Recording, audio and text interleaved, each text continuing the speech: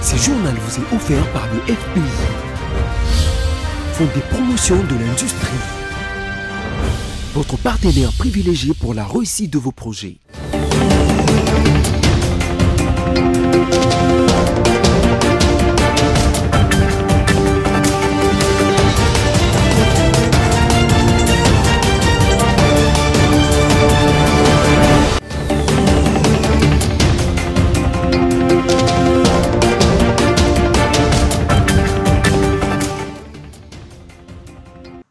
Bonsoir à tous et bienvenue à cette grande édition du journal sur votre chaîne BSI Télévision. Tout de suite, les sommaires.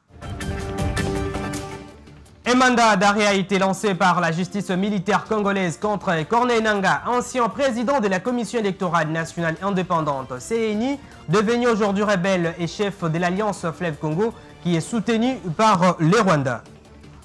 Dans une ordonnance présidentielle, le professeur Désiré Cachemire Kolongele est nommé conseiller spécial du chef de l'État Félix-Antoine Tshisekedi Tshilombo en matière de sécurité.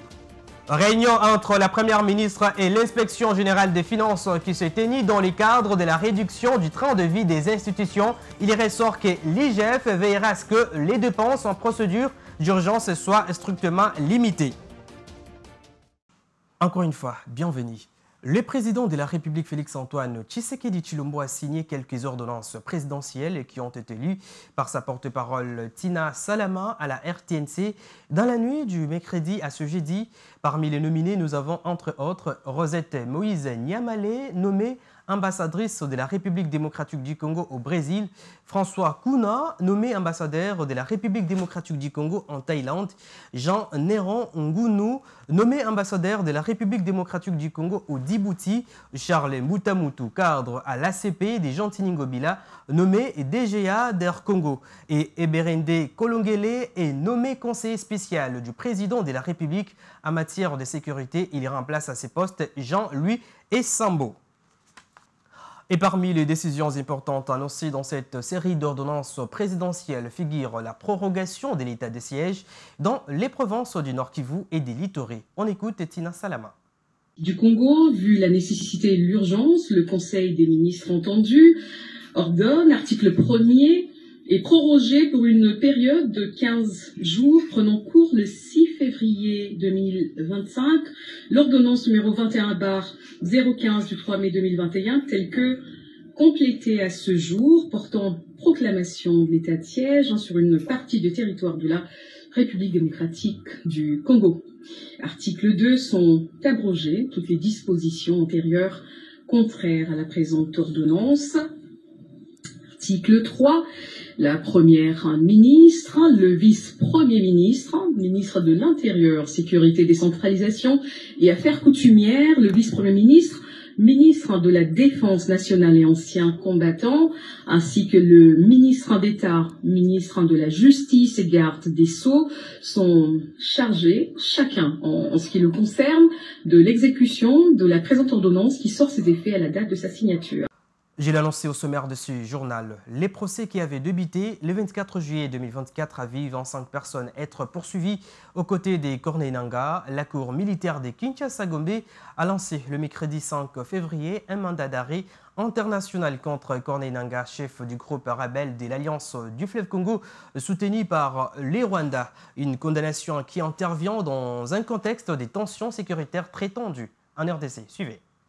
La justice militaire congolaise a lancé un mandat d'arrêt à l'encontre des Corneille Nangaa Yobelu, l'accusant de ne pas avoir empêché ni réprimé des actes et des tortures commis sous son autorité. Ce mandat signé par les colonels magistrats Moutamutu Parfait, avocat général militaire, près la cour militaire des Kinshasa-Gombe, ordonne son arrestation immédiate et son transfert aux autorités compétentes de la République démocratique du Congo. Ce mandat intervient dans un climat judiciaire déjà marqué par une autre affaire impliquant cet acteur clé de la scène politico-militaire congolaise. En août 2024, Corneille Nangaa a été condamné à la peine de mort par la cour d'appel de Kinshasa-Gombe. Ancien président de la Commission électorale nationale indépendante CENI, il a par la suite pris la tête de l'Alliance Fleuve Congo, une coalition politico-militaire qui inclut les groupes rebelles M23. À travers ce mandat d'arrêt, Kinshasa veut affirmer son autorité et poursuivre ceux qu'elle considère comme des responsables. À travers ce mandat d'arrêt, Kinshasa veut affirmer son autorité et poursuivre ceux qu'elle considère comme des responsables des violations graves des droits humains. Reste à savoir si Corneille Nangaa Yobelo pourra être arrêté pour répondre de ces accusations devant la justice congolaise.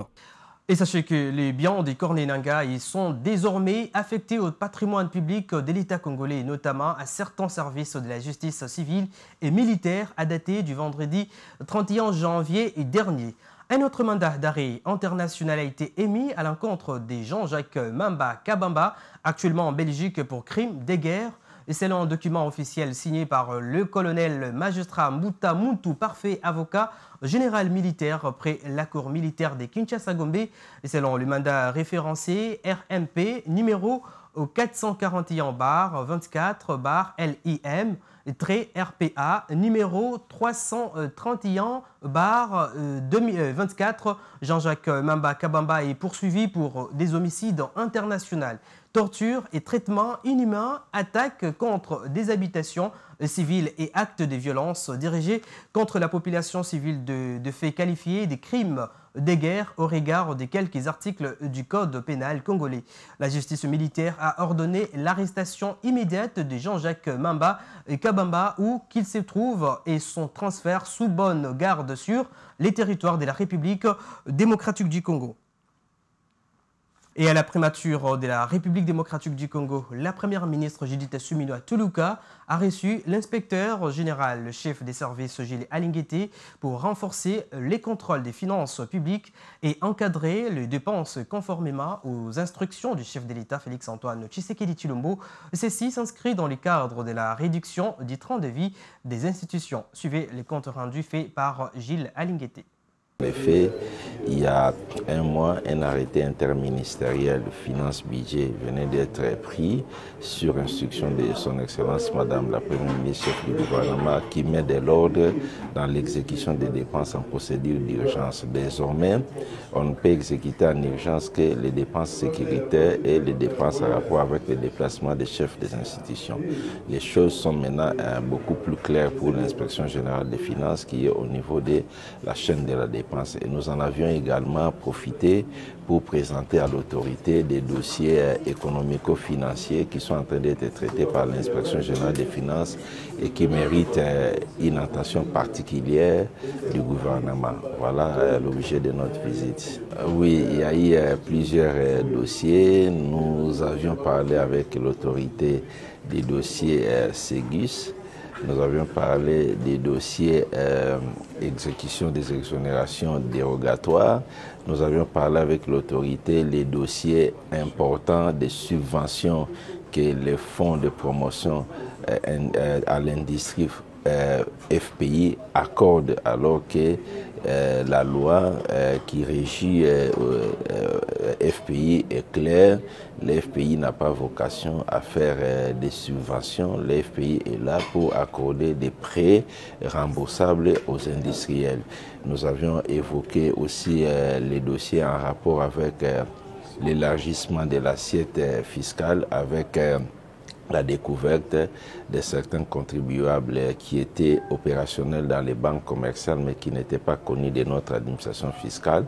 Au ministère des Affaires étrangères, la vice-ministre Gracie Yamba Kazadi a reçu dans la journée d'hier, tour à tour, les chargés des Affaires étrangères AI de la République d'Ouganda en République démocratique du Congo, l'ambassadeur extraordinaire et plénipotentiaire de la République d'Iran en RDC, la coopération bilatérale et la situation sécuritaire dans la partie est de la République démocratique du Congo étaient centrées autour de leurs échanges.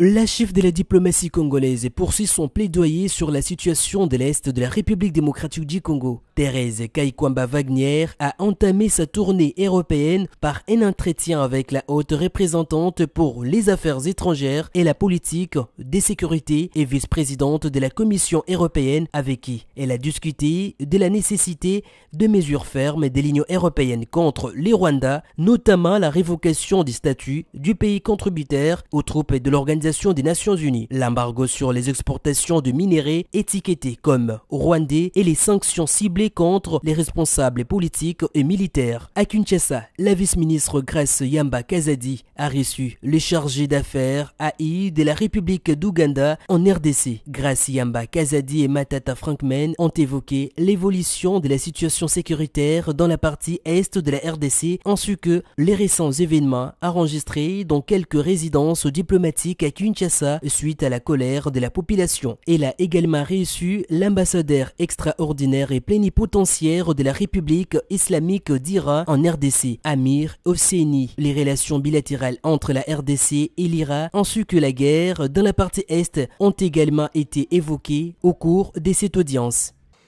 Et au sujet de la destruction de son ambassade lors de manifestations à Kinshasa du 28 janvier dernier, le gouvernement ougandais reste partant pour des relations bilatérales de qualité avec la République démocratique du Congo. On écoute le chargé d'affaires AI de la République d'Ouganda en RDC, Matata Frankman.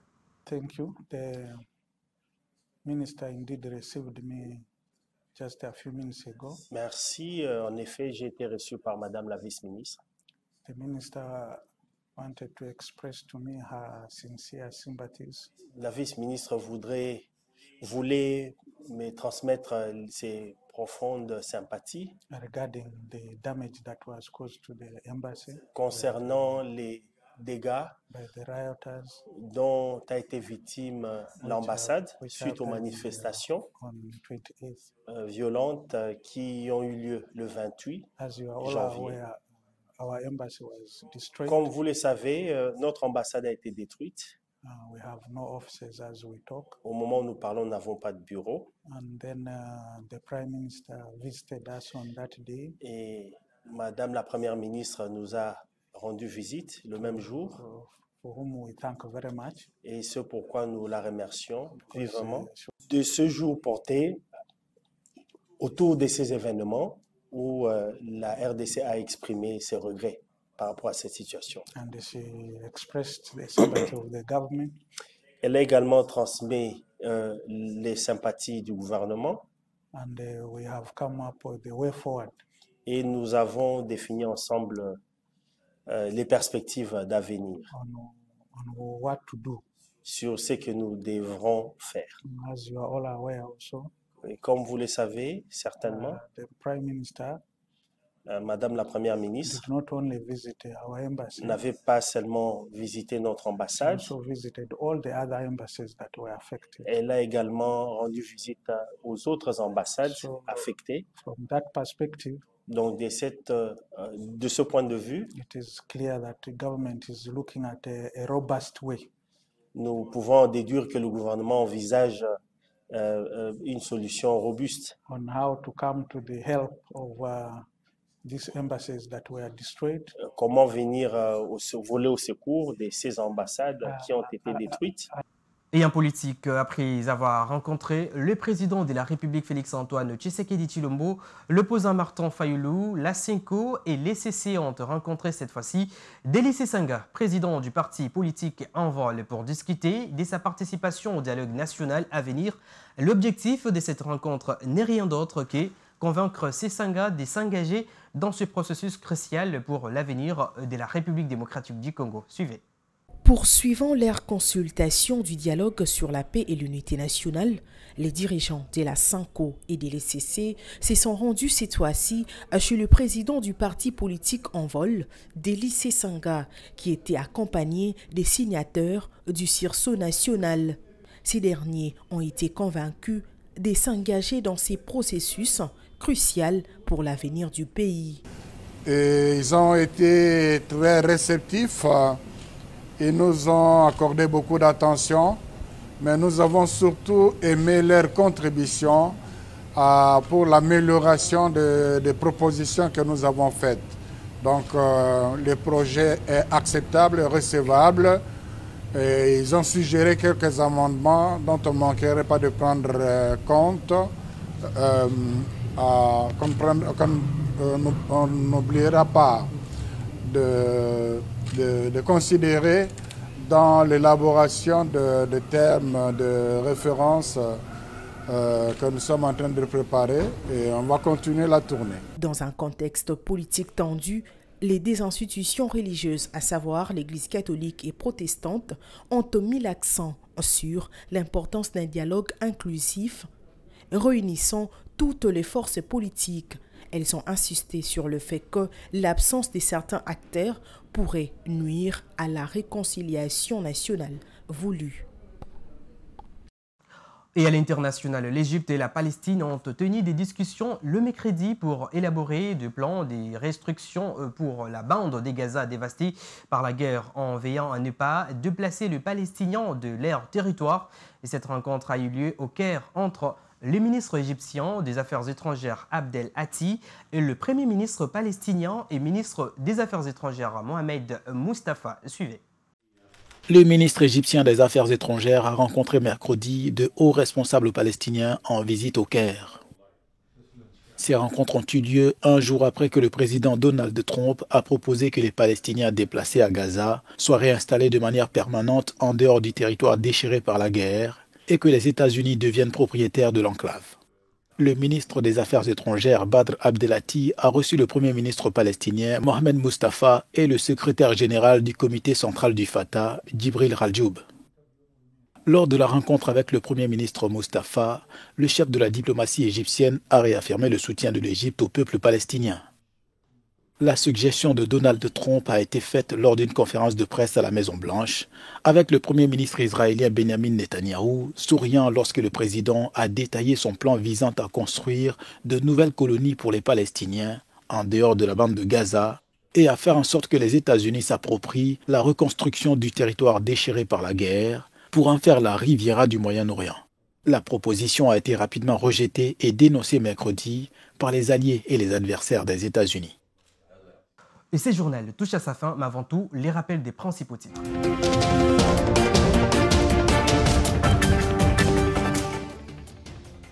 Un mandat d'arrêt a été lancé par la justice militaire congolaise contre Corneille Nangaa, ancien président de la Commission électorale nationale indépendante, devenu aujourd'hui rebelle et chef de l'Alliance Fleuve Congo, qui est soutenu par le Rwanda. Dans une ordonnance présidentielle, le professeur Désiré Cachemire Kolongele est nommé conseiller spécial du chef de l'État, Félix-Antoine Tshisekedi Tshilombo, en matière de sécurité.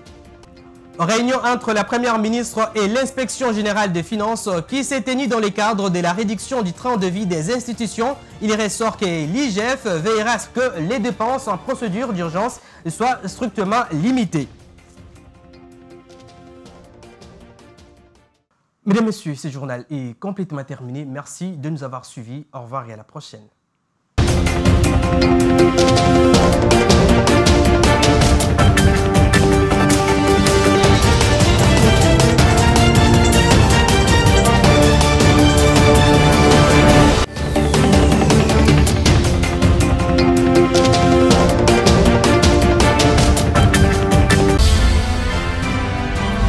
Ce journal vous a été offert par le FPI, Fonds des promotions de l'industrie, votre partenaire privilégié pour la réussite de vos projets.